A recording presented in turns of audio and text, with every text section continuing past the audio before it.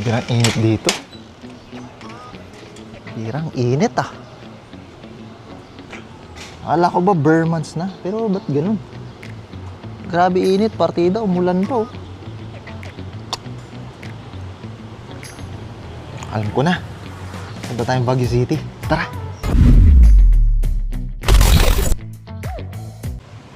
Init no? Init. Grabe, init oh. Taong Baguio City, sama ka? Di na? Sige. Ako na lang mag-isa. Amin ni Utol, sumama. Dahil malamig sa Baguio mga brad, dala tayo ng mga jacket. Tingin ko mga ano tayo dun, 3 days, 2 nights, or 5 days, 4 nights. Di ko alam. Basta sobrang init kasi. Huwag anong ano tayo, chill mode, ano? Para hindi tayo puro stress sa buhay. At dahil ayaw sumama ni Utol, ako na lang bahala mag-isa pupunta ng Baguio. Ayaw mo sumama. Ako magbabagyo ng isa. Let's go.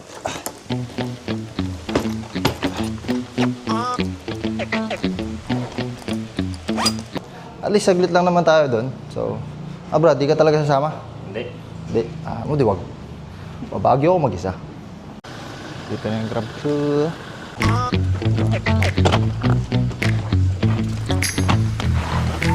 Okay, sir. Meron yung green jeep.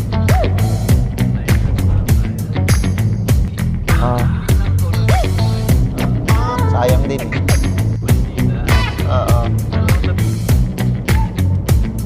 Bira, ba't dito ako binaba? Sabi ko Baguio eh, oh. Baguio City, sabi ko eh. Teka lang, magtanong tayo kung saan dito terminal papuntang Baguio. Oo, kanina, naglalakad ako. Sinapila ako dito. Haba pala ng pila papuntang Baguio. Grabe, oh. Tignan nyo, oh. Oh. Bira, pila pa lang. Ang haba na. Oras kaya tayo makakarating ng Baguio.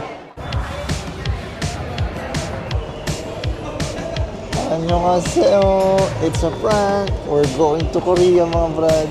Let's go.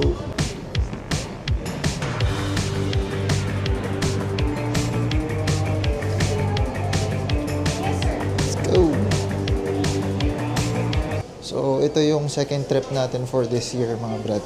Kung natatandaan niyo yung vlog natin na nag-Dubai tayo, bumalik tayo ng Dubai last May. So, after a few months, we're going to board again the aircraft para maghanap ng trabaho. Char. Hindi, nagagawin tayo sa Korea. Let's go.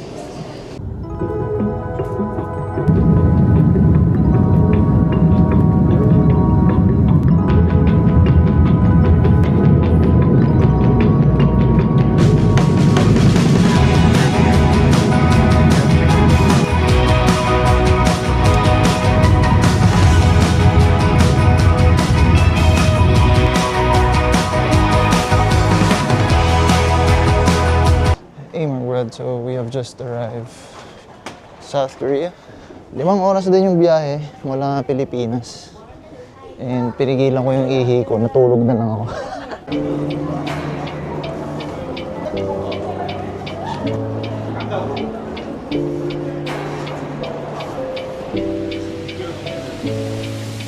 Tapos na tayo sa immigration. And we are on our way sa ating baggage. Sana nga, pagdating natin doon, no, dapat nandun na kagad yung baggage natin. Tsaka grabe ang haba ng pila. Kung nahabaan na kayo sa pila sa, sa immigration sa Pilipinas, siguro mga times 3 dito. Grabe. Ay, nako. Time check, ang oras dito ay 6:46. 1 hour late dito sa Korea. Yun, we're all set, mga brad. Okay, next stop, mga brad, hanapin na natin yung transportation natin from Incheon to Gimpo, papunta dun sa hotel natin, no? Welcome to Korea! It's my first time here. Yeah? Yeah. You? First time? Yeah, my first time. I need to eat some gyupsal and soju, drink soju. Soju. Yeah. Welcome to Korea.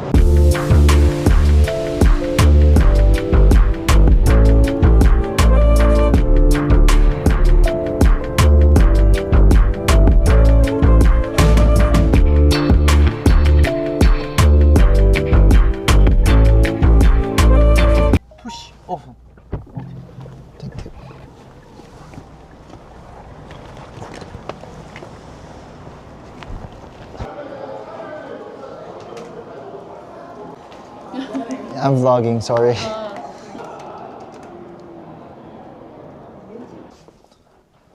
Angas, mga brad. Ganda, pero parang mainit. Hindi ata uso aircon, Mga brad, nalimutan kong kumain. Kaya tara, samahan nyo ako. Lakad-lakad tayo. Wala pa akong alam na kainan dito kasi hindi na ako nakapag-search, no? Pero tanong-tanong tayo. Time check. It's currently 9:38. Grabe, nung oras pa lang pero wala nang tao. Tignan nyo. Actually, hindi ko alam saan napupunta eh. Lakad-lakad lang tayo. May Starbucks din dito. Hanap tayo ng makakainan na masarap. Alam niyo naman ako kahit ano eh. Di ba? Walang katao-tao. Oh?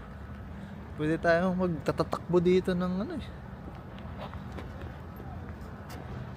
Grabe, maaga natutulog mga tao dito. So, ice cream. Tapos, ano naman to, M Valley. Wala akong mahanap na kainan. Yun, meron dun, oh. Try natin dun, tawid tayo. Mabiran, di ko na alam kung nasaan na ako. Late na rin kasi yung dumating mga brad, kaya medyo nahirapan na tayong humanap ng kainan. Pero may mga boss pa naman na mga stores. Ito lang mahirap kasi syempre Korean, so hindi ko alam kung ano ba yun, grocery store o ewan ko. But ito yung maganda kapag solo trip kayo can explore. Nice. Hindi ko talaga alam saan tayo kakain. Pero dito, at least dito, medyo marami na yung nakikita ko na parang restaurant. Ang lang kasi hindi tayo makapagtanong mga brad kasi hindi lahat sila nakakaintindi ng English. Hindi rin lahat sila nakakapagsalita ng English. So, struggle tayo, no?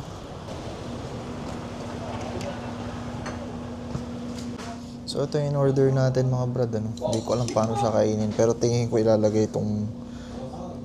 ito dito eh.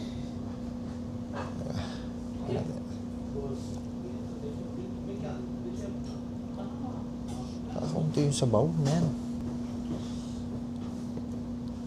So, yan siya. Tingnan natin kung okay. Hinalo ko na, hindi ko alam eh. Mga brad, bochi. Thank you, Lord. 360 pesos. Tingnan natin. Husgahan na yan.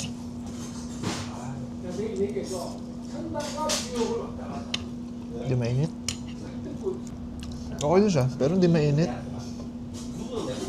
So, sana mainit. Pero masarap pa. Parang spaghetti na ramen, alam mo yun. Pero masarap siya. For the price of 360 pesos, okay na. And expect ko kasi na-order ko yung noodle soup na spicy, pero hindi pala. Para siyang dried noodles na maanghang. Tapos nagbigay sila ng, yung sabaw kanina, ano pala yun, pangontra ng anghang. Kaya parang mukha siyang dried or parang mukha siyang kulang sa sabaw. No? Gusto ko pa sana maglakad-lakad eh, kaso pahinga na lang muna tayo. Total hanggang naman tayo dito. 4 nights tayo dito, so let's take it slow, no? Uy, X-Max, oh. X-Max 350, tsaka may ADB 160 rin, no? Ang cool nung nila, oh, pang heat. Grabe. Aga pa, pero wala nang katao-tao.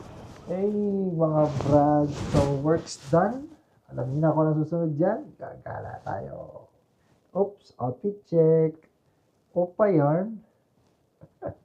Opa yarn. Yun. Mga tropa natin, mga brad.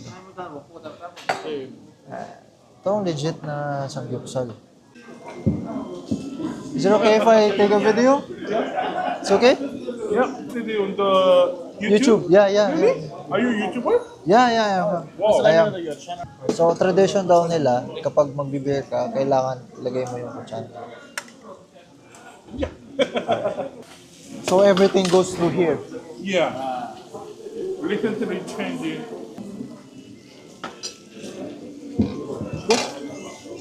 I hope you have a good memory in Korea. Really. Definitely. Yan ang legit na samgyupsal.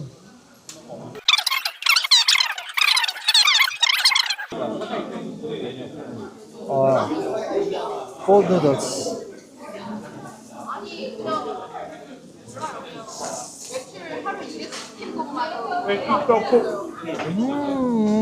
So delicious. Bye! Hey mga brad! So, work is done. And tonight is gala mode. So maghanap na naman tayo ng pagkain for tonight's video. Tara, may mga napansin akong kainan doon sa kabila dito. Diyan, no? Hanap tayo ng kainan diyan. So tignan natin ano, kasi ang daming kainan dito eh. Ayoko naman nang bumalik doon sa kinainan ko last time kasi experience na natin yun. Try naman tayo ng iba kasi sayang naman yung opportunity na dito tayo sa Korea tapos di natin masulit, di ba? So, let's go.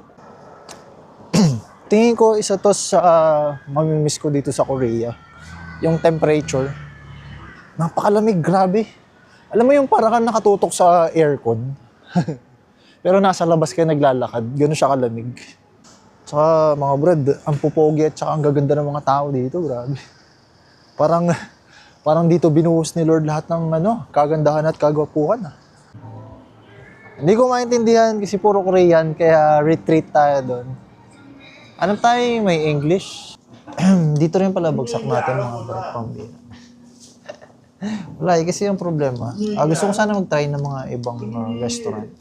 Kaso, puro Korean yung nasa menu. So, hindi ko maintindihan. Gusto ko rin sana magtanong-tanong but medyo hindi sila lahat nakakapag-intindi ng English. So, at least dito, yung menu nila dito, may English, may Korean. So, very friendly. Tsaka, itong in-order natin is 9,000 Korean won. So, approximately mga 400, 300, 400. Yun. Hindi na masama. Since yung mga lunch naman natin, tsaka yung ibang meals natin ay libre dahil sa mga meetings. No? Ngayon kasi wala na tayong meeting at this time. So, okay lang naman din nag-masters paminsan-minsan.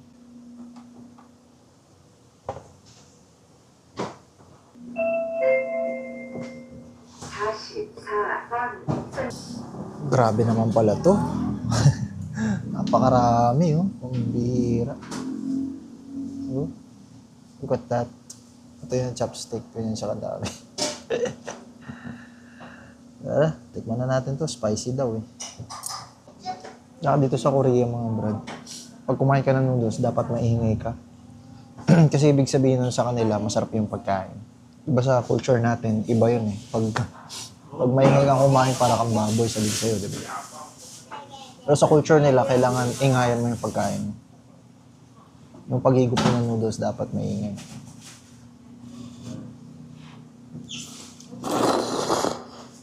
Ganun. Para siyang mga brad, Shin Ramyun. Nongshim. Spicy din, pero mukhang mas spicy yung Shin Ramyun. Pero yung noodles nito medyo makakapal. Alam niyo mga brad, na ako dito, 3 nights, 2 days, kasi dumating ako ng gabi, di ba? And since then, wala pa akong nakikitang big bike. Di pa ako nakakita ng big bike, mga brother. Tingin ko hindi dito yung place kung nasan yung mga big bike. Baka nasa ibang lugar sa Seoul. Bira mga brad, umuulan dito sa Korea. It's been raining in Korea, di ka ba nilalamig? Tara, tayong pagkain, nagugutom na ako. Ishgar, maaga tayo natapos ngayon sa ating mga meetings, kaya aga rin tayo makakagala. So far, nakain na natin yung specialty nila na Korean barbecue, tsaka soju. Tapos nakapag-noodles na din tayo. Okay yung noodles nila, and as you can see, doon sa kinain natin na Korean barbecue tayo kasama yung mga kaibigan natin Koreano. Meron silang frozen noodles, which is surprising, kasi lumaki tayo sa noodles na mainit, di ba? Meron pala silang ganito. Go local. Scan natin. Ayos, oh. Bali, papakita niya dito, meron kang option na all. Gusto mo ng all, lagay na dyan. Meron dito bar. Meron din dyan sa search nila. Meron din restaurants. Ayos Live services, kompleto. Cafe, travel, supermarket, public, shopping, general. Ayos. Siyempre, hanap tayo restaurants. Tignan natin to. Daming masasarap na kainan mga brad. Pero kasi in a few hours, meron pa tayong isang meeting. So, doon na lang tayo sa baba. Meron kasing restaurant dito sa basement 2, The Square. Ayan. The Square. So, doon na lang muna tayo. Baka kasi mag-haul tayo sa oras. So, nag-ikot-ikot ako dito sa baba. And karamihan ng restaurants ay sarado. Kaya dito na lang bagsak natin. Actually, ito, Thai restaurant to. Pei. Asian restaurant. Pero wala kasing ganito sa Pilipinas eh. At least, wala akong nakikita. Pero ito yung menu nila.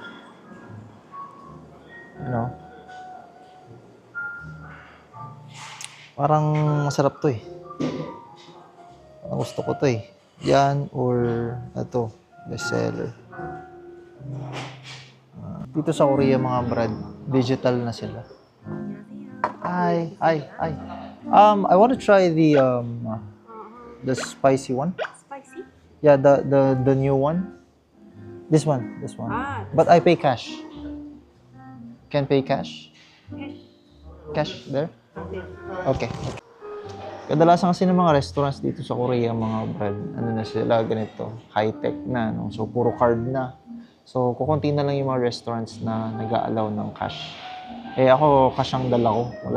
May dala naman akong card, pero ayoko nang gamitin kasi sayang naman yung cash. Eh, uwi na tayo in a few days. So, hindi na natin siya papakinabangan. Nevertheless, ipapalit natin siya ulit, kaso may charge na naman yun. So, gamitin na natin yung cash. So, bali yung in-order natin ay 15,500 won. Tignan natin kung magkano yun sa peso. Hey Siri, how much is 15,500 Korean won to Philippine peso? 621 pesos and 72 centavos. Mahal din pala. Here you go. Food is here. Dami naman pala. Karami yan. Oh, ito yung kamay ko. Ganyan siya karami. Oh. Grabe yung chili oil nasa taas talaga. Alam niyo naman sa Thailand, di ba? Mahilig sila sa manghang. Tignan natin. Unang higo.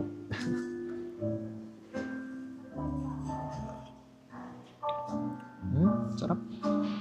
Hindi siya ganun manghang. Rice noodles.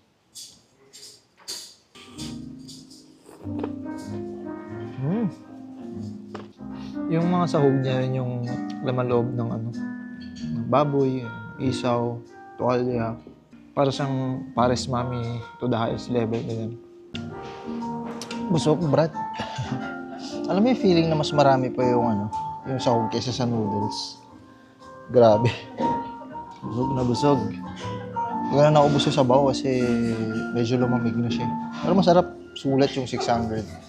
Alam mo, kung dalawang babae to pwede na to. Pero sa lalaki, pag hinati mo, bitin. Pero pag yung isang buo naman, sobra. Alam mo yun, ganun siya karami. So, overall, it's a 8/10. Ganun siya kasarap. Lalaki ng mga isaw. Grabe. 2:00 ng hapon, napakalamig. Ay, grabe. Kahit tanghali, lamig-lamig pa rin. Alam nyo, yung tanghali dito, compare mo sa gabi sa Pilipinas, mas malamig pa rin dito. Sana ganito yung weather natin sa Pilipinas, no? Sarap siguro magmotor. Mga brad, so naayos ko na yung mga gamit ko. We are down to our last stop. Bumili ng mga biskwit. Biskwit, kape, ewan ko kung ano mabibili natin sa convenience store. So, let's go. Alright, mission success. Bumili tayo ng mga beef jerkies, tsaka ito, mga biskwit.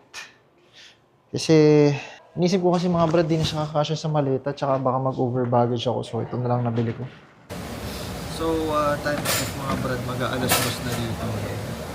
Lunch muna tayo. So, bali nag-order tayo ng spicy noodles. Tsaka chicken karage. Ayan. Chiranin. Tapos Coke. Sulitin na natin habang nandito pa tayo sa Korean. Yung mga specialty nila dito. Sarap. Sarap.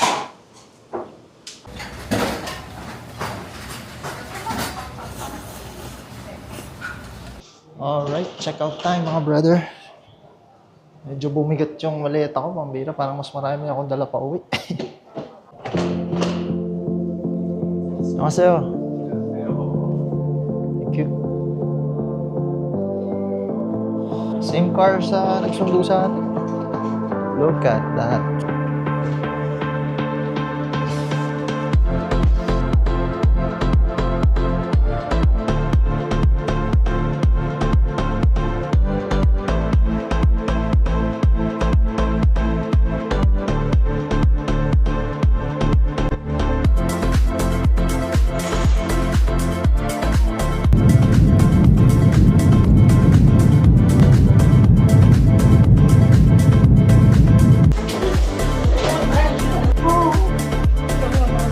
And we are home mga brad after 5 days sa Korea.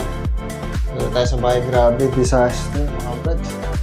Kaya hindi na ako nakapag-vlog kasi pambira yung immigration natin. Hindi kasi gumagana yung sa ano, yung sa machine, sa immigration. So, manual lang. Tapos hindi pa ako makabook ng grab agad.